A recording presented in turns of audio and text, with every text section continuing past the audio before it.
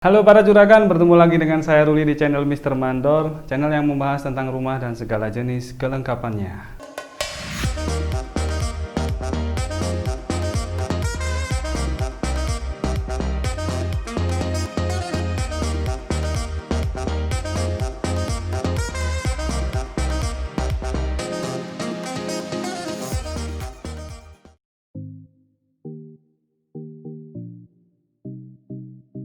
Oke, kali ini saya akan membahas tentang borong kerja, yaitu kita menggunakan jasa atau kita menggunakan jasa pekerja atau sekelompok pekerja untuk menyelesaikan atau membangun rumah dengan cara kita membayarnya perhitungan volume keseluruhan. Jadi gini, misalkan rumah Anda ini luasnya 100 meter persegi.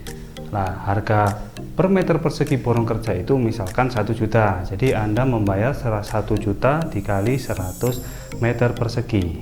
Nah, di sini pertanyaannya, apakah menggunakan metode borong kerja itu aman?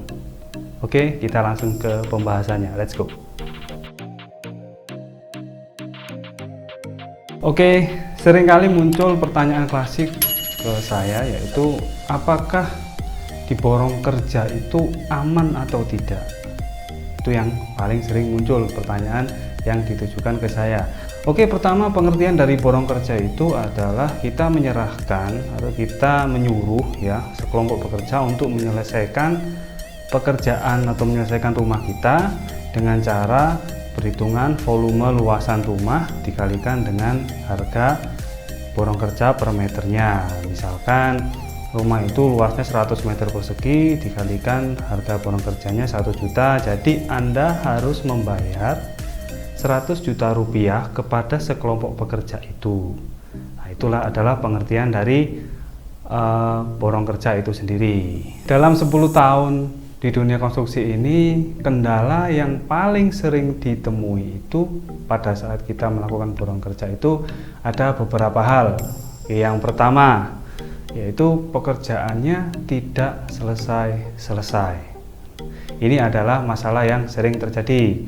Memang sih borongan istilahnya, walaupun mau dikerjakan 1 bulan, mau 2 bulan, mau 3 bulan, mau sampai 1 tahun pun, itu secara perjanjian kita bayarnya itu tetap sesuai dengan volume yang sudah dijanjikan di awal. Tetapi kalau semakin lama bekerja, maka kan terlihat bahwa para pekerja itu tidak profesional. Terus permasalahan kedua yang sering muncul yaitu kualitas yang tidak sesuai. Karena sistemnya borongan ya, otomatis para pekerja ini akan mempunyai mutu atau motivasi lebih cepat, lebih baik. Tetapi dampaknya ini juga serius. Jika para pekerja ini kurang berpengalaman atau tidak berpengalaman, maka hasil atau kualitas yang dihasilkan itu tadi tidak akan sesuai dengan apa yang kita harapkan, dan ini akan membebani kita karena kita selaku owner yang akan menempati rumah itu.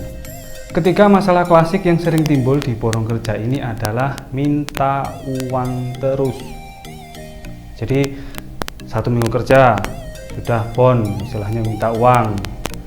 Terus di minggu kedua minta uang lagi, minggu ketiga minta uang lagi, minggu keempat minta uang lagi, terus sampai uang kita habis.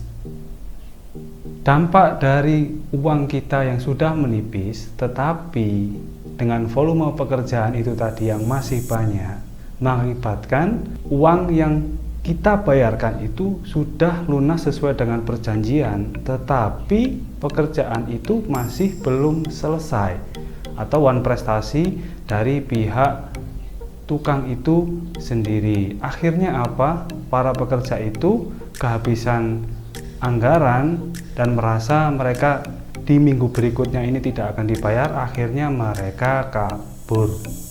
Oke, bagaimana solusinya? Pasti saya akan memberikan tips untuk mengatasi hal-hal seperti ini.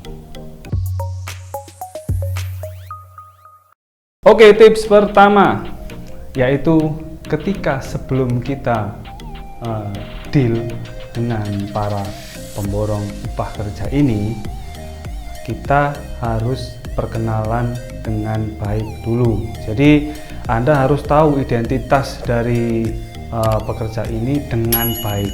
Tidak hanya tahu, tapi harus tahu dengan baik. Misalnya, pertama Anda harus tahu rumahnya dulu di mana, pekerjaannya bagaimana, terus keluarganya juga bagaimana. Itu sangat penting karena untuk menghindari ketika misalkan tukang ini tidak bertanggung jawab atau kabur. Jadi Anda tahu alamat jelasnya di mana, kehidupan sehari-harinya bagaimana. Itu membantu untuk kita dan agar tukang itu juga berpikir berulang kali jika ingin melakukan hal yang tidak boleh. Terus kedua, ajaklah ngobrol sedikit-sedikit tentang teknik ya, teknik membangun rumah. Apakah tukang ini profesional atau tidak? Itu bisa kita coba dengan mengobrol teknik lah. Misalkan ini contoh sederhananya. Misalkan Anda ingin membangun rumah dengan lebar tanahnya itu 6 meter dikalikan 20 meter. Itu kita menggunakan kolom ukuran berapa ya Pak? Nah itu obrol-obrolan sederhana, tetapi ketika para pekerja ini atau tukang ini menjawab, maka itu akan sedikit terlihat bahwa tukang ini profesional atau tidak dengan cara menjawabnya itu tadi. Terus yang ketiga, tanyakan pengalamannya, yaitu pernah borong di mana saja, hasilnya seperti apa. Bila perlu tanyakan fotonya, bila perlu survei ke lokasi hasil kerjanya. Itu akan membantu kita melihat kualitas dari pekerja itu tadi. Jadi untuk bahan pertimbangan, apakah tukang ini layak nanti ketika saya serahi atau saya beri tanggung jawab untuk menyelesaikan rumah saya, maka Anda perlu juga mensurvei dari hasil-hasil kerja tukang itu tadi. Juga tanyakan apakah tukang yang Anda temui ini mempunyai tim tukang. Jadi gini, biasanya pada umumnya itu para tukang yang sering menggunakan metode borong kerja, dia pasti memiliki beberapa tim kerja karena dia tidak mungkin bisa menyelesaikan rumah itu seorang diri. Semakin banyak tim kerjanya, biasanya itu tukang ini semakin berpengalaman dan semakin profesional. Jika memang mereka mempunyai tim-tim kerja, maka tanyakan timnya itu ada berapa orang. Biasanya untuk menyelesaikan rumah dengan ukuran A itu membutuhkan berapa orang dan waktu berapa lama. Itu coba nanti dikulik-kulik terus agar kita tahu bahwa tukang ini profesional atau tidak. Terus yang tidak kalah penting ini adalah masalah peralatan yang dimiliki.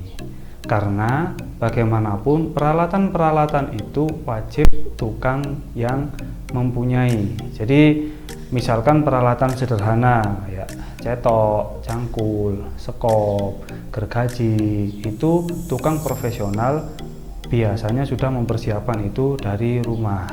Karena tidak sering juga atau tidak jarang juga para tukang ini yang kurang profesional ya, itu baru kerja sudah minta alat A, alat B, padahal yang seharusnya alat-alat ini wajib dimiliki oleh para tukang, karena alat-alat ini biasanya juga setiap harinya itu dipakai untuk kerja.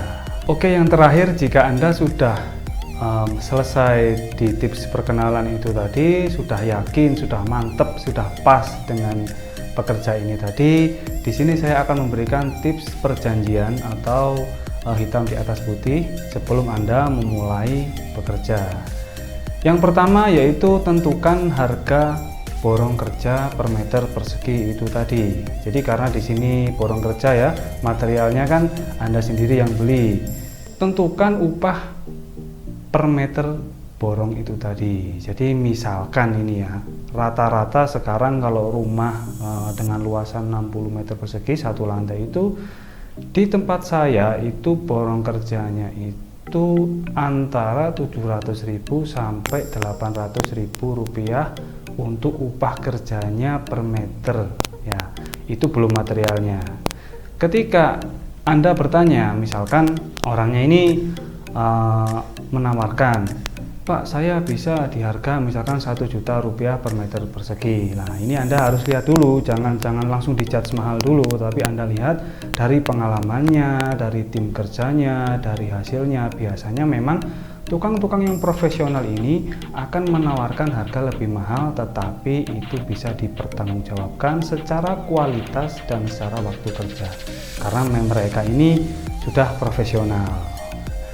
Terus yang kedua, jika tukang ini menawarkan dengan harga yang murah di bawah standar, misalkan standarnya 700 sampai 800 ribu, tetapi mereka menawarkan di harga 500.000 bahkan di bawah 500.000 ini, maka berhati-hatilah, karena itu logikanya pertama itu kurang masuk akal, karena mereka membayar teman-teman pekerjanya itu pun juga sesuai dengan standar tukang-tukang yang lain. Jadi jika Anda ditawari di harga di bawah standar, maka berhati-hatilah, kecuali kalau tukangnya itu tukang kerja bakti.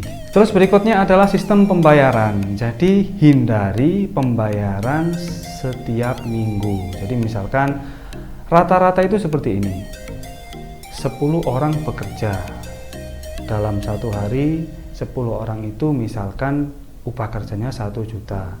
Setiap Sabtu, kepala tukang itu tadi akan meminta sejumlah 6 juta rupiah. Nah, itu sama dengan Anda membayar harian, bukan borong kerja. Nah, terus bagaimana yang lebih efisien atau lebih terpercaya dan lebih bagus? Yaitu pertama, gunakanlah sistem opnam volume. Yaitu misalkan seperti ini. Pekerjaan pondasi. Pekerjaan pondasi ini volumenya 10 juta rupiah kalau sudah selesai. Misalkan di RAB Anda kalau sudah selesai ini 10 juta rupiah khusus untuk pekerjaan pondasi. Jika pekerjaan pondasi ini selesai 100%, maka bayarkan 10 juta rupiah itu tadi. Tetapi jika masih belum selesai, Anda bisa kira-kira di situ. Misalkan masih 50%, maka ya bayarkan separuhnya saja dulu, jangan mau kalau dibayarkan keseluruhan, ini rawan kabur. Terus yang tidak kalah penting juga, batasi maksimal pekerja. Biasanya ini terlalu banyak pekerja, maka pasti kepala tukang ini akan banyak mengeluarkan anggaran atau biaya. Jadi lebih baik Anda membatasi jumlah pekerja ini. Kesimpulannya, pertama, yaitu pilihlah tukang yang berpengalaman. Kedua, metode kerja yang bagus. Ketiga, sistem pembayaran yang opnam volume. Dan keempat, amati terus kualitas pekerjaannya. Maka dijamin rumah Anda akan terwujud sesuai dengan yang Anda inginkan. Oke, sekian dulu dari saya. Saya pamit dulu. Sampai bertemu di video berikutnya.